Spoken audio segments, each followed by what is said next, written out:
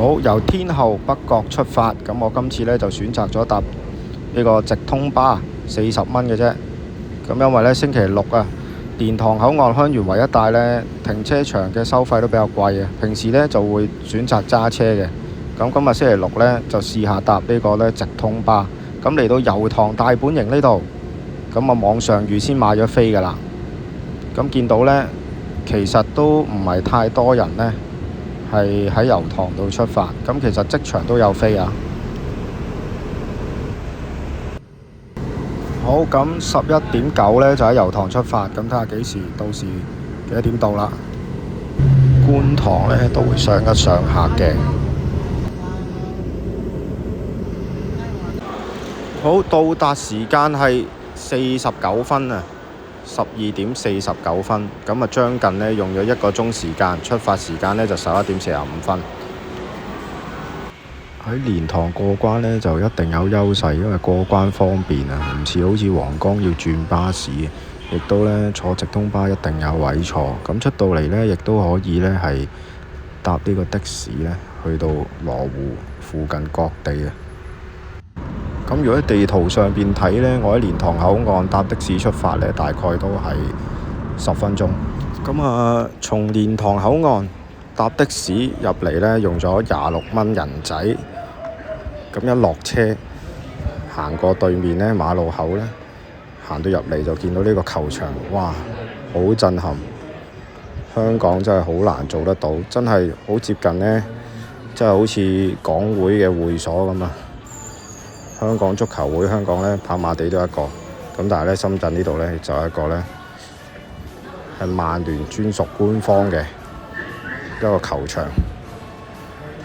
咁裏邊呢有餐廳、有酒吧，哇，非常之正。從上邊仲有一個觀看台，仲有一啲曼聯嘅球衣展示啦，同埋曼聯嘅周邊產品都可以買嘅。咁呢，今日呢嚟到呢度嘅目的係咩呢？就係參與呢一個組織叫做正在足球啊，正在足球，如果普通話啦。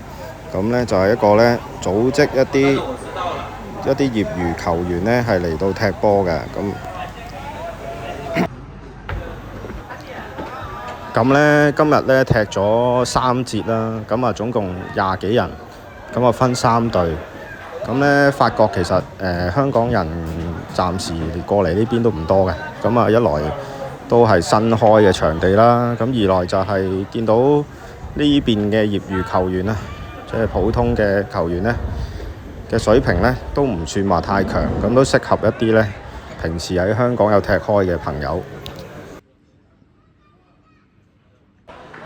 咁呢美中不足呢就係咩呢？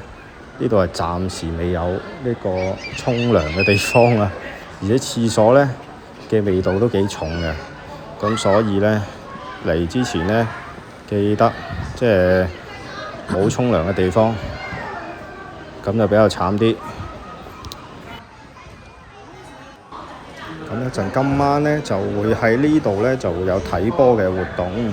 咁今晚呢就係英超啊，曼聯對熱刺，咁啊一定係比較多人呢會係參與啦。希望今晚曼聯贏波。咁呢球場隔離仲有一個打卡位啊，曼聯夢劇場。咁行返出去仲有露天嘅酒吧。最搞笑呢就係佢嗰啲煙灰盅呢都係有曼聯嘅 logo 嘅，係啦。行返出去，依家呢暫時好似食嘅嘢就唔係太多，咁啊有啤酒，有一個買啤酒嘅地方，咁都有啲曼聯嘅配置啦，曼聯嘅主場嘅設計啦，咁啊飲嘅啤酒都係暫時選擇好似唔係太多。咁啊今日大會呢都有人呢係進行一啲嘅拍攝啊、影相啊咁樣。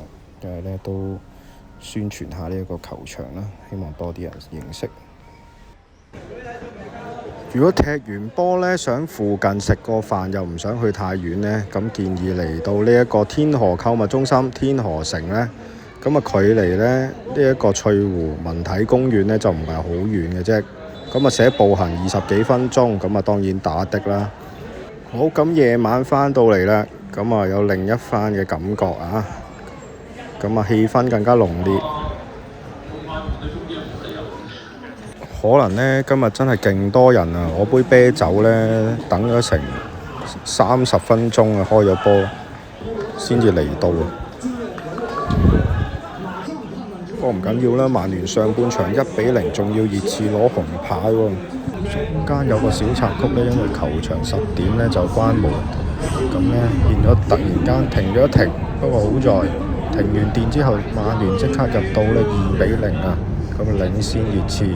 到最終呢都係5-0呢，係全取3分嘅。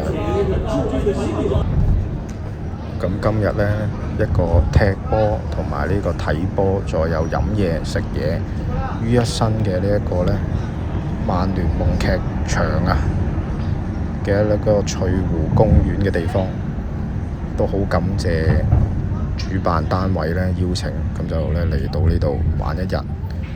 夜晚嘅夜景都非常之美觀嘅。咁最後呢，仲有今日攝影師嘅相集。近年呢，好多車主呢好鍾意呢去呢個蓮塘口岸就泊車過關嘅。今日呢，同大家介紹下呢蓮塘口岸附近蓮麻坑呢一個呢叫做白白豬洗車嘅呢個停車場。